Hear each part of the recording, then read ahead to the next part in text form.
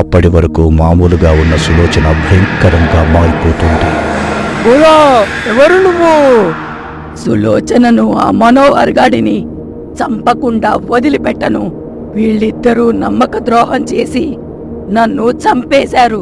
ఒకడు ప్రేమ పేరుతో మోసం చేస్తే ఇది స్నేహం పేరుతో వెన్నుపోటు పొడిచింది. ఇతను మనోహర్ కాదు, మాధవ్, సంజే. నేను నమ్మను. వాడు ఒంటిపై ఎరుపు రంగు గుడ్డ ఉందంటే వాడు మనోహరే. నువ్వు అనుకుంటున్నది నిజం కాదు. అతను మనోహర్ కాదు, మాధవ్. సులోచన శరీరాన్ని ఆవహించి ఆమెను చిత్రహింసలు పెట్టడం, ఆమె కాపురాన్ని కూల్చడం న్యాయం కాదు కదా. అసలు ఆ మనోహర్ ఎవరు? సులోచనకు నీకు సంబంధం ఏంటి? నువ్వు నిజం చెప్తే నీకు జరిగిన అన్యాయానికి న్యాయం జరిగేలా చేస్తా అని ఫకీర్ అడిగేసరికి తన గతాన్ని మొత్తం చెబుతోంది. నా పేరు చిత్ర. నా ఎడమ చేతికి 6 వేళ్లు ఉంటాయి. పుట్టినప్పుడే 6 వేళ్లతో పుట్టానంట. నేను సులోచన మెడికల్ కాలేజీలో చదువుకుంటున్న సమయంలో లేడీస్ హాస్టల్లో ఉండేవాళ్లం. సులోచన నా బెస్ట్ ఫ్రెండ్. ఏ విషయాన్నైనా ఇద్దరం పంచుకునేవాళ్లం. ప్రశాంతంగా సాగుతున్న మా జీవితంలోకి ఒక దుర్మార్గుడు మనోహర్ ప్రవేశించాడు. నన్ను ప్రేమిస్తున్నానని వెంటపడ్డాడు. ప్రేమించకపోతే చచ్చిపోతానని 2-3 సార్లు బ్లేడుతో చేకోసుకున్నాడు. తనది నిజమైన ప్రేమని నమ్మి ప్రేమించాను. మనోహర్ వేసుకొచ్చే బట్టలలో ఎప్పుడూ ఏదో ఒక చోట ఎరుపు రంగు ఉండేది. ఎరుపు రంగు ఉండకుండా నీకు బట్టలెందుకుండవని ఒకసారి అడిగాను. అప్పుడు ఎరుపంటే నాకిష్టం, అలా ఉండడం నా సెంటిమెంట్ అన్నాడు. ఒకరోజు తన పుట్టినరోజున సర్ప్రైజ్ చేద్దామని మనోహర్ రూముకి వెళ్ళాను. ఇంటికి తాళమేసి ఉంది. వెనక్కి తిరిగి వచ్చేస్తుంటే కిటికీలోంచి ఏవో మాటలు వినిపించాయి. అనుమానం వచ్చి కిటికీలోంచి చూశాను. నువ్వు చేస్తున్నది తప్పు మనోహర్. ఒకవైపు నన్ను లవ్ చేస్తున్నానంటావు, మరోవైపు మా ఫ్రెండ్ చిత్రని ప్రేమిస్తున్నావు. పాపం పిచ్చిది. నాకంటే గాఢంగా ప్రేమిస్తుంది నిన్ను. తనకెలా అన్యాయం చేయాలనిపిస్తుంది? నువ్వంటే ప్రాణమిస్తుంది తెలుసా? చూడు సులోచన, నువ్వే అన్నావు కదా ప్రాణమిస్తుందని. ఆ ప్రాణం కోసమే చిత్రాన్ని ప్రేమించాను. ఏం మాట్లాడుతున్నావు మనోహర్? నువ్వు విన్నది నిజమే. నేను త్వరలో కోటీశ్వరుణ్ణి కాబోతున్నాను. ఎలా? మొన్న ఒక అఘోరాన్ని కలిశాను. ఆయన హిమాలయంలో ఎన్నో ఏళ్ల తపస్సు చేసి క్షుద్ర విద్యలో ప్రావీణ్యం పొందాడు. నా జాతకంలో కోటీశ్వరుడయ్యే యోగం ఉందని, కాని అలా జరగాలంటే రోహిణీ నక్షత్రం అమావాస్య రాత్రి నాడు పుట్టి ఎడమ చేతికి 6 వేళ్లున్న అమ్మాయిని క్షుద్రదేవతకు బలిస్తే కోటీశ్వరునవుతానని చెప్పాడు. అఘోరా చెప్పిన గుర్తులన్నీ చిత్రలో ఉన్నాయి. అందుకే చిత్రని ప్రేమించానని నాటకమాడాను. చచ్చిపోతానని నమ్మించాను. కానీ నువ్వు చేస్తున్నది తప్పు మనోహర్. ఇందులో తప్పేముంది సులోచన? ఈ లోకంలో ఎవరి స్వార్థం వారిది. మనం జీవితాంతం సంతోషంగా ఉండాలంటే డబ్బు కావాలి. ఆ డబ్బు చిత్రను బలివ్వడం ద్వారా వస్తుంది. వచ్చిన డబ్బుతో మనిద్దరం విదేశాలకు వెళ్లి లైఫ్ ఎంజాయ్ చేద్దాం. సారీ మనోహర్, ఇదంతా నా గురించి చేస్తున్నావని తెలియక నిన్ను అపార్థం చేసుకున్నాను. నువ్వు లేకుండా నేను ఉండలేను. ఆ చిత్రని త్వరగా బలిస్తే మనమిద్దరం విదేశాలకు వెళ్ళిపోదాం. వాళ్ళ మాటలను చాటుగా విన్న చిత్ర పారిపోయేందుకు ప్రయత్నించగా చిత్రను చూసిన సులోచన మనోహర్ తనను పట్టుకుని నోరు మూసేసరికి ఊపిరి ఆడక ప్రాణాలు కోల్పోతుంది. ఛ, ప్లాన్ అంతా స్పాయిల్ అయింది. ఈ చిత్రను అఘోరాకు అప్పగిస్తే కోటీశ్వరుణ్ణి అయ్యేవాణ్ణి. మళ్ళా ఇప్పుడు ఈ లక్షణాలున్న అమ్మాయిని ఎలా వెతకాలో ఏంటో. నువ్వేం కంగారు పడకు. మా హాస్టల్లో ఎడమ చేతికి 6 వేళ్లున్న మరో అమ్మాయి ఉంది. తన గురించి వివరాలు కనుక్కుంటాను. అది సరే, మరి ఈ శవాన్నేం చేద్దాం? ఏం కంగారు పడకు. ఇక్కడే గొయ్యి తీసి పాతిపెట్టేద్దాం. తర్వాత సంగతి తర్వాత చూద్దాం. చిత్రను పాతిపెట్టిన తరువాత ఎవరికి వారు వెళ్ళిపోతారు. కొన్ని రోజుల తర్వాత సులోచన హాస్టల్లో ఉండగా చిత్ర ఏమైందని అడుగుతోంది మరొక ఫ్రెండ్. ఇంకేం చిత్ర, తన బాయ్ ఫ్రెండ్తో లేచిపోయింది. నువ్వు చేస్తున్నది చాలా తప్పు. చదువు పాడైపోతుంది. మీ అమ్మా నాన్న చాలా బాధపడతారని ఎంత చెప్పినా వినలేదు. ప్రాణ స్నేహితురాలివని నమ్మించి నయవంచనకు గురి చేయడమే కాకుండా నాపై లేనిపోని మాటలు చెప్పి నా క్యారెక్టర్ని బ్యాడ్ చేసిన సులోచనపై ప్రతీకారం తీర్చుకోవాలనుకున్నాను. అప్పటి నుండి రాత్రిళ్ళు భయపెడుతూ టార్చర్ చేసేదానిని.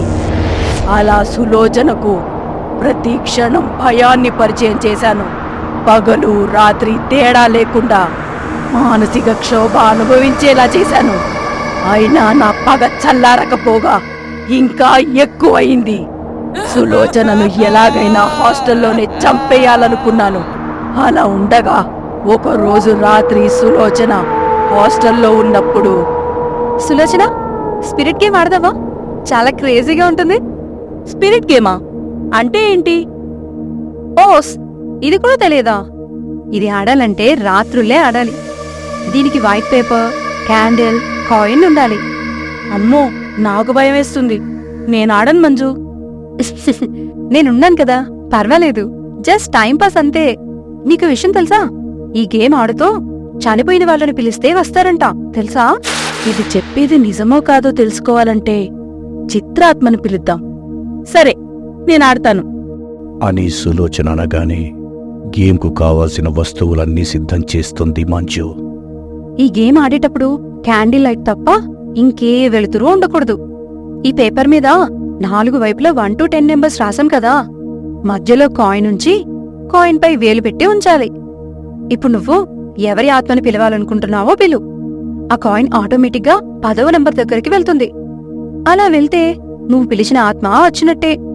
సులోచన కాయిన్పై వేలు ఉంచి స్పిరిట్ ఆఫ్ చిత్ర ఆత్మ కమింగ్ అని అంటుంది. అదేంటి, చిత్ర చనిపోయిందా? తన ఫ్రెండ్తో వెళ్ళిపోయిందన్నా? మంజు అడిగిన ప్రశ్నకు సులోచన తడబడుతూ, చిత్ర అంటే మన ఫ్రెండ్ కాదు, మా చుట్టాలమ్మాయి అని కవర్ చేస్తుంది.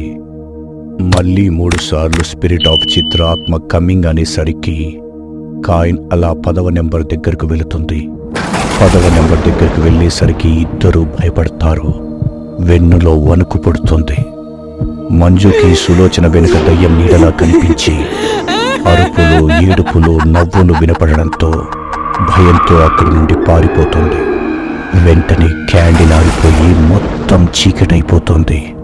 నువ్వు పిలిస్తే నేను రాకుండా ఉంటానా సులోచన? నీ ప్రాణ స్నేహితురాలిని నన్ను వదిలి ఎలా ఉంటావు సులోచన? రా, నిన్ను కూడా నాతో తీసుకుపోతాను. అక్కడ మనమిద్దరం కలిసి ఎంచక్కా స్పిరిట్ గేమ్ ఆడుకోవచ్చు. ఆ మనోహర్ గాడు నువ్వు కలిసి నన్ను బలిచ్చి విదేశాలకు వెళ్ళిపోదామని ప్లాన్ చేసుకుంటారా? నమ్మక ద్రోహం చేసి నన్నే చంపేస్తారా? నీ లవర్ మనోహర్ గాడిని నిన్ను వదిలిపెట్టను. ఇకపై వాడిని కలిశావంటే అక్కడే నీ అంతు చూస్తా. నువ్వు నాలాగే పెళ్లి కాకుండా ఉండిపోవాలి. పెళ్లి చేసుకున్నావంటే నేను మళ్ళీ వస్తా అని చిత్ర ఆత్మ గట్టిగా హెచ్చరించడంతో ఆ తరువాత రోజు మనోహర్ని కలిసి జరిగిన విషయమంతా చెప్పి, నీతో ఉంటే నాకెప్పటికైనా డేంజరే. నీ లవ్ బ్రేకప్ చేసుకోవడం తప్ప నాకు వేరే దారి లేదు అని హాస్టల్ ఖాళీ చేసి ఇంటికి వెళ్ళిపోయిన కొన్ని రోజులకు పెద్దల బలవంతం మీద మాధవ్తో పెళ్లికి ఒప్పుకుంటుంది. అలా మనోహర్, ఈ సులోచన ఇద్దరూ కలిసి నన్ను చంపేశారు.